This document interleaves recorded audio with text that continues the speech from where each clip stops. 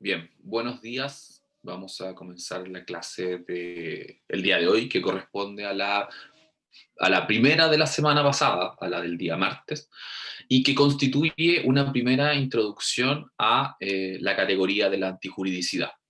En este módulo, en este video, vamos a abordar la antijuridicidad en términos generales, para luego dar una explicación breve, para luego una complementación en base a los textos, de la primera causa de justificación que vamos a analizar, que es la legítima defensa. Entonces, vamos a la antijuridicidad en términos muy generales. Como ustedes muy bien saben, la comprensión dogmática del delito lo define como una conducta, acción o omisión típica, antijurídica y culpable. Desde ese punto de vista, la antijuridicidad, desde una perspectiva dogmática, es una categoría, un predicado valorativo de esa conducta. Y que en el orden, en la secuencia dogmática que prescribe el concepto de delito, es la segunda categoría valorativa, el segundo predicado valorativo respecto de la conducta. Es decir, lo que ya hemos analizado previo a la prueba solemne es que lo primero es que debe concurrir una acción, un comportamiento, que ese comportamiento debe ser típico, es decir, encuadrable, subsumible en una descripción legal constitutiva de un tipo penal. Y ahora viene la siguiente categoría, el segundo predicado de esa acción, que es que la acción típica sea asimismo antijurídica. Desde ese punto de vista, dada la singularidad de la antijuridicidad como una categoría específica dentro del concepto dogmático de delito, debemos distinguir la antijuridicidad del concepto de injusto, que ya hemos conversado previamente.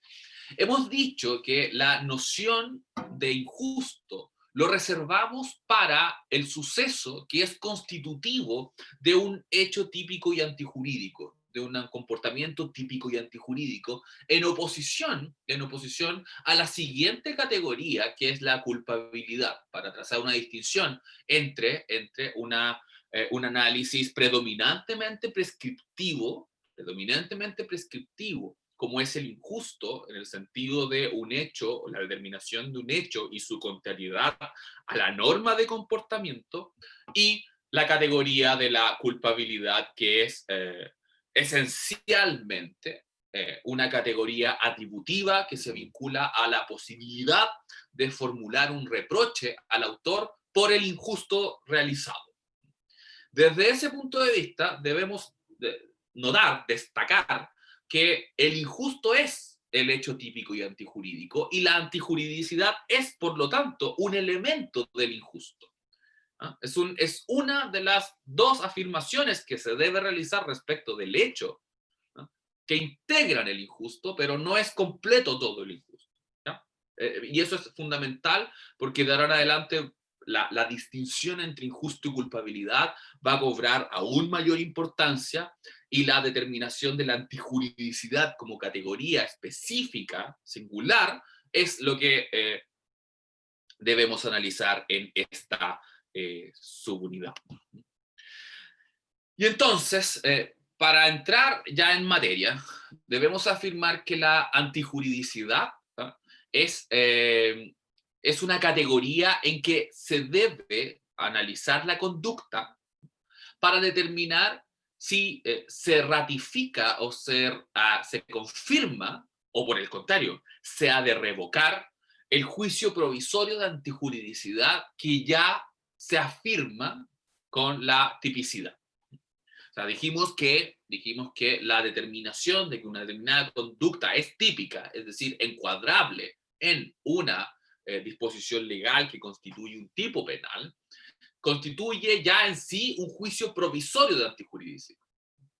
Pero, por lo tanto, ese juicio en su carácter provisorio de antijuridicidad puede ser revertido, y esa confirmación o reversión del juicio provisorio de antijuridicidad que subyace a la tipicidad es es lo que caracteriza a la categoría de la antijuridicidad. Es en la categoría de la antijuridicidad donde uno reafirma esa antijuridicidad provisoria, ¿ah?, que está dada por la tipicidad, o la descarta, la derrota, la revoca en función de, y esto es importante, la derrota, la descarta o la revoca en razón de la concurrencia de una causa de justificación.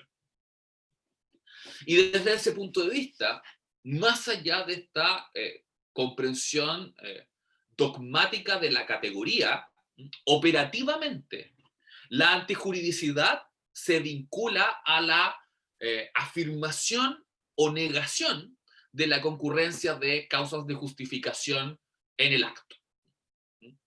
¿Y qué vamos a entender por causas de justificación? Bueno, una definición de Jacobs entiende que las causas de justificación son aquellos motivos jurídicos bien fundados para realizar un comportamiento en sí prohibido.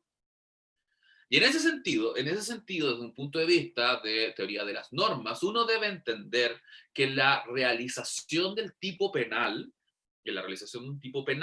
y considerando la norma de comportamiento que está implícitamente contenida en el tipo, normas prohibitivas o normas imperativas, si se trata de tipos penales que establecen un deber de omitir o un deber de actuar,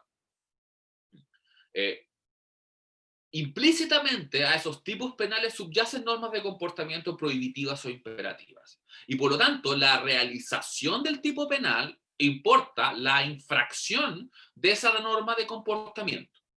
Pero esa infracción de la norma de comportamiento que importa un juicio provisorio de antijuridicidad puede ser revertido si operativamente concurre una causa de justificación del comportamiento típico. ¿Y por qué puede esa causa de justificación revertir el juicio provisorio de antijuridicidad que está dada por la tipicidad? Bueno, por una razón muy simple. Lo que subyace a una causa de justificación es el establecimiento de una norma permisiva. Es el establecimiento de una norma permisiva. Y en consecuencia, cuando usted está frente a una realización típica, pero justificada normativamente, lo que está detrás de ello es un conflicto entre una infracción de una norma de comportamiento, prohibitiva o imperativa, y la realización de una norma permisiva. Y en ese sentido, la pregunta es, bueno, ¿qué prima? ¿Qué prevalece? ¿El permiso o la prohibición? ¿El permiso o el imperativo? La respuesta a ello está dada también por una cuestión obvia de lógica de las normas, es que si es que el comportamiento en concreto está permitido, entonces se revierte la determinación de un carácter antijurídico o antinormativo del comportamiento bajo análisis. O sea, desde ese punto de vista, la norma permisiva prevalece. Y dado que la norma permisiva prevalece, entonces la causa de justificación tiene el efecto de revertir el juicio provisorio de antijuridicidad que estaba formulado en la tipicidad. El apoyo de texto legal para esta afirmación está dado por el artículo 10, número 10, que establece la eximente de responsabilidad penal en los casos en que se obra en ejercicio legítimo de un derecho o en cumplimiento de un deber, autoridad, oficio o cargo. Si es que el autor obra realizando un comportamiento típico, pero se encuentra en ejercicio de un legítimo derecho o en cumplimiento de un deber, eso implica que está permitida esa realización del comportamiento típico, y está permitida porque concurre una causa de justificación. Y si concurre esa causa de justificación, la regulación está diciendo que entonces la realización típica de un comportamiento está exento de responsabilidad criminal porque se ejerce un derecho, se cumple un deber, luego se invoca una norma que permite, que autoriza el comportamiento. Y obviamente, si es que el derecho autoriza o permite un determinado comportamiento, no se puede afirmar que ese comportamiento sea contrario a derecho. Sería una contradicción irresoluble afirmar que por un lado el comportamiento está prohibido y por otro el comportamiento está autorizado. No, el derecho debe resolver esa contraposición entre normas de distinta naturaleza y lo hace con una prevalencia del permiso sobre la prohibición. Y por lo tanto, si es que está autorizado, luego, si es que hay una causa de justificación, no puede haber injusto, no hay autijuridicidad, no hay contrariedad a derecho. Por el contrario, el comportamiento se encuentra permitido, justificado, autorizado. Por ello, decía al principio que operativamente la categoría de la antijuridicidad se vincula a la afirmación o descarte de una concurrencia de una causa de justificación. Veamos esto con un ejemplo. El Código Penal establece en su artículo 141 el delito de privación de libertad. El delito de privación de libertad es un delito que puede ser cometido por cualquiera, esto quiere decir un delito común, y describe la conducta de detener o encerrar a una persona, privándole de libertad.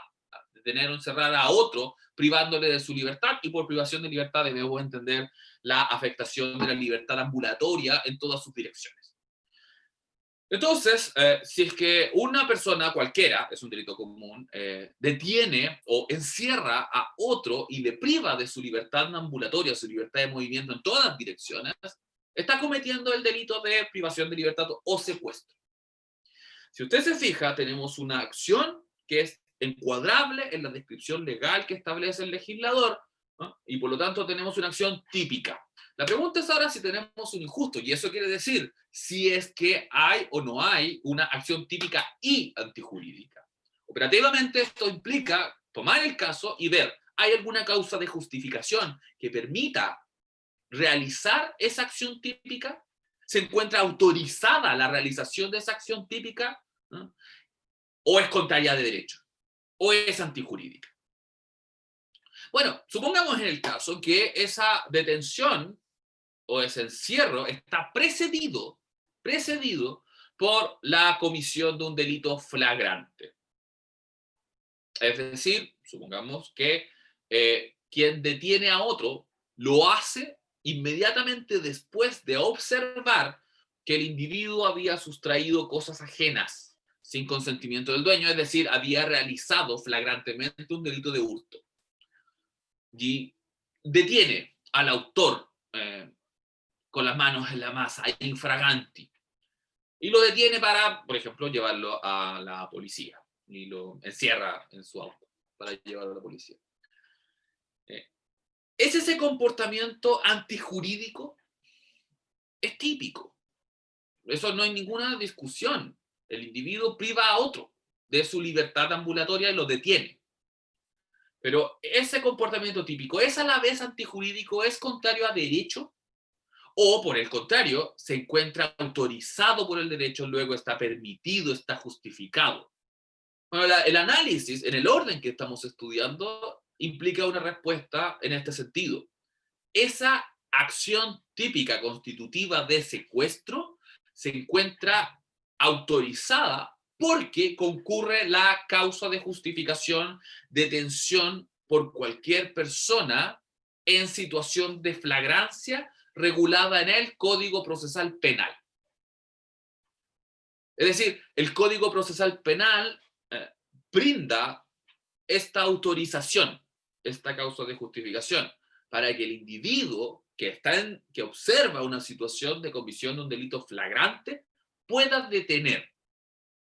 Y eso lo puede realizar cualquier persona, no necesariamente puede ser, tiene que ser, debe ser un funcionario policial, puede ser cualquier persona. Y desde ese punto de vista, se trata de un comportamiento que es típico, pero que no es antijurídico. Luego no se trata de un injusto penal. Aquí es importante entender que el juicio de antijuridicidad o la categoría de antijuridicidad pone en relación el hecho típico, que es algo propiamente penal. Y digo que es propiamente penal porque en definitiva la determinación del hecho típico depende de que se pueda encuadrar la acción en una descripción del legislador penal. Es decir, encuadrar en una norma punitiva, en una descripción del legal cuya realización tiene asociada una pena. Pone en relación la categoría de la antijuridicidad a esa definición propiamente penal con todo el ordenamiento jurídico. Es decir, la categoría de la antijuridicidad relaciona la descripción típica, el hecho típico, con todo el ordenamiento jurídico. ¿Por qué?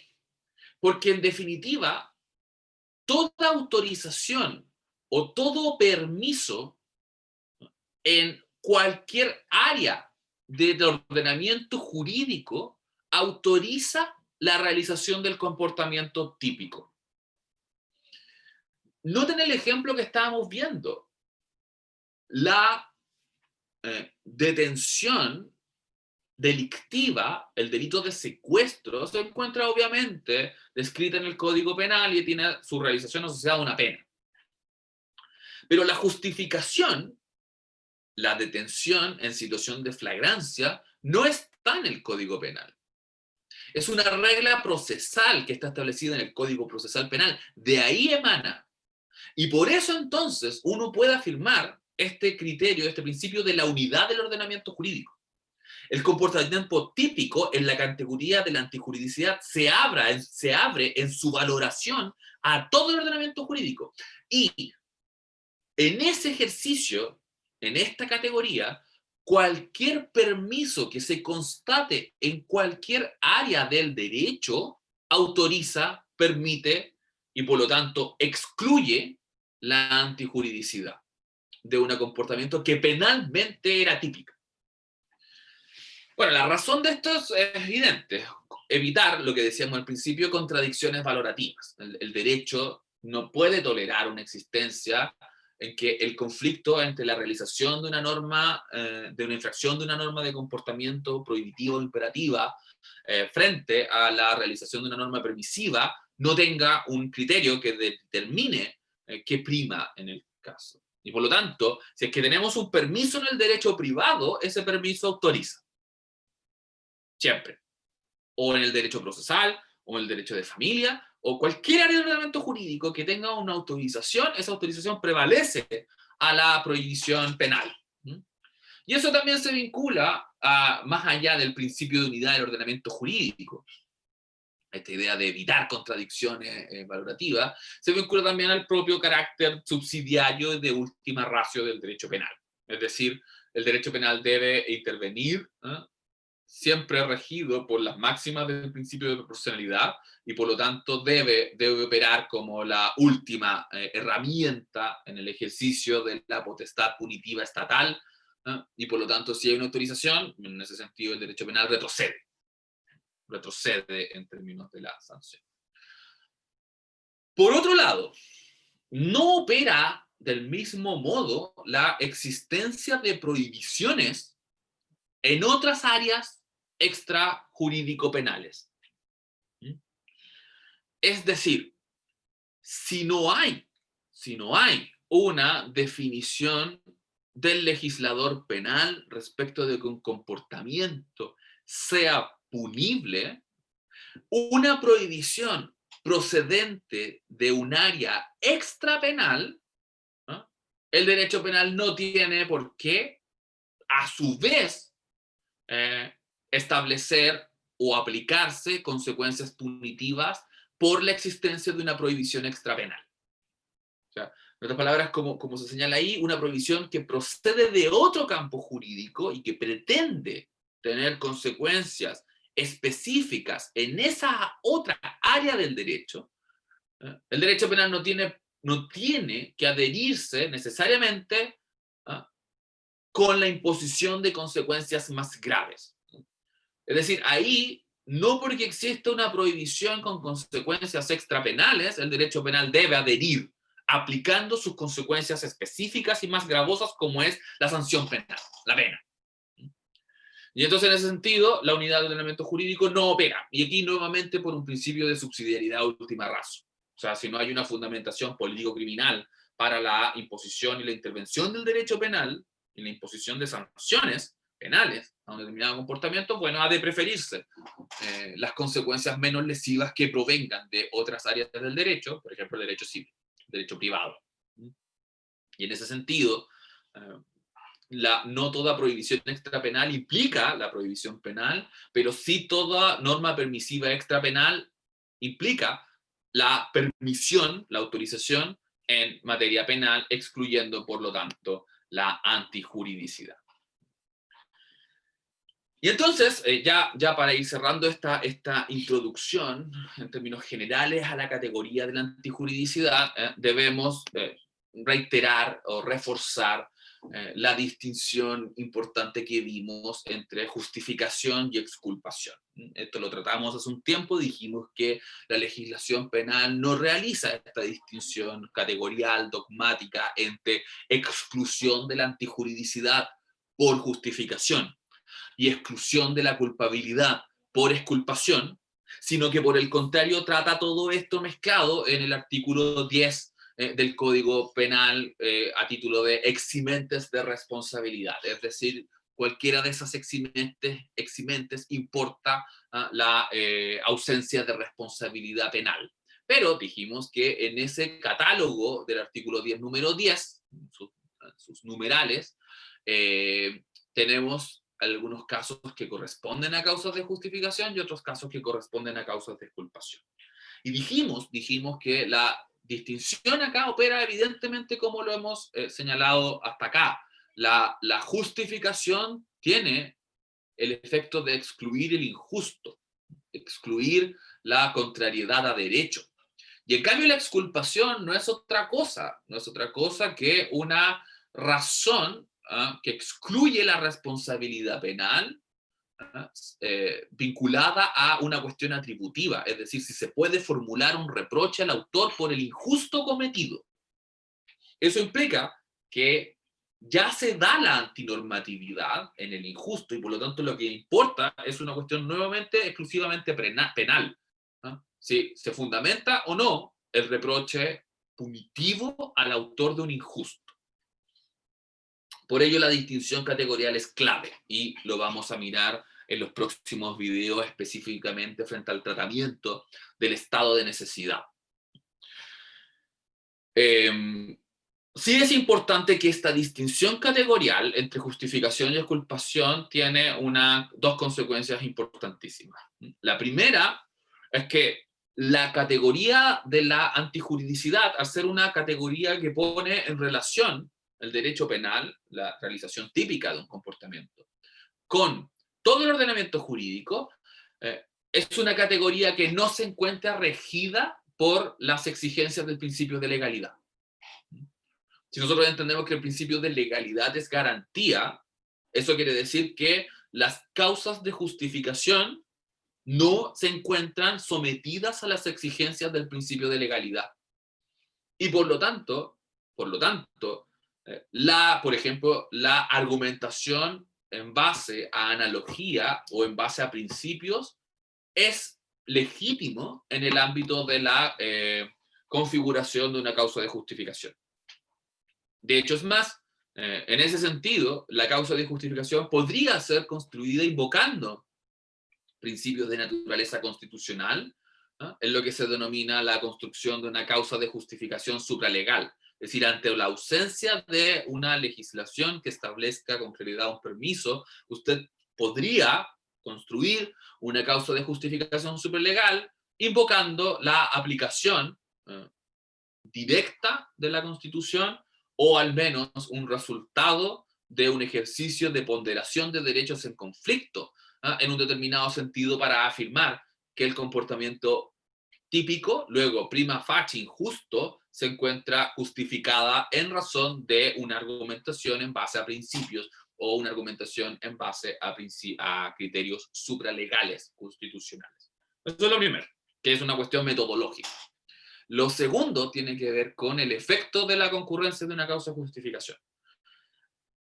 Y lo digo categóricamente.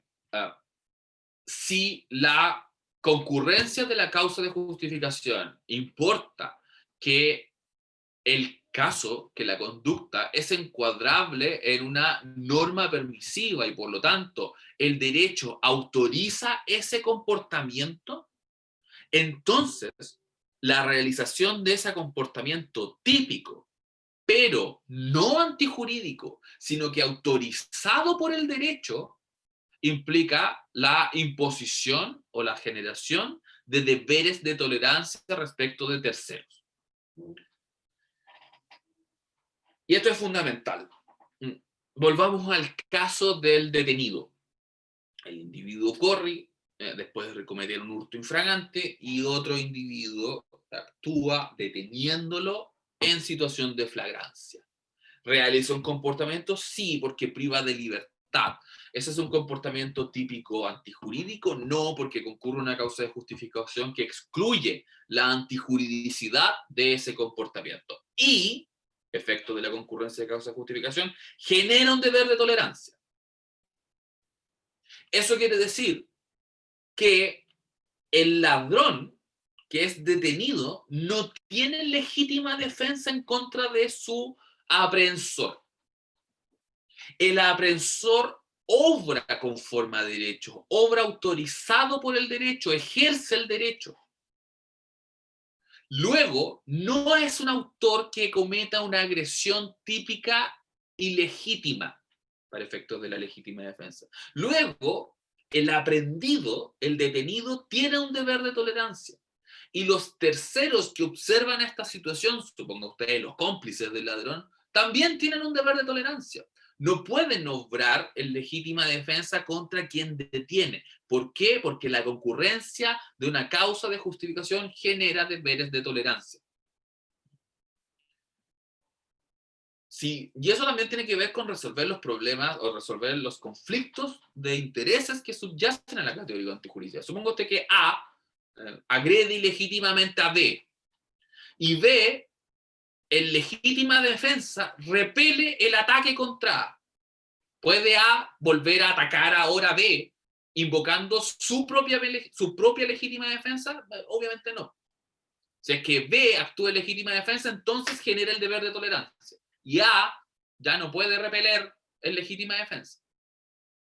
Quien obra con una causa de justificación genera deber de tolerancia para terceros. Y desde ese punto de vista se observa, ¿no?, que estamos frente a una norma permisiva. Estamos frente a una autorización del derecho. Luego no obra antijurídicamente, sino que por el contrario, obra conforme a derecho, generando entonces deberes de tolerancia. Bien, vamos a dejar hasta acá esta introducción. El próximo video será sobre legítima defensa.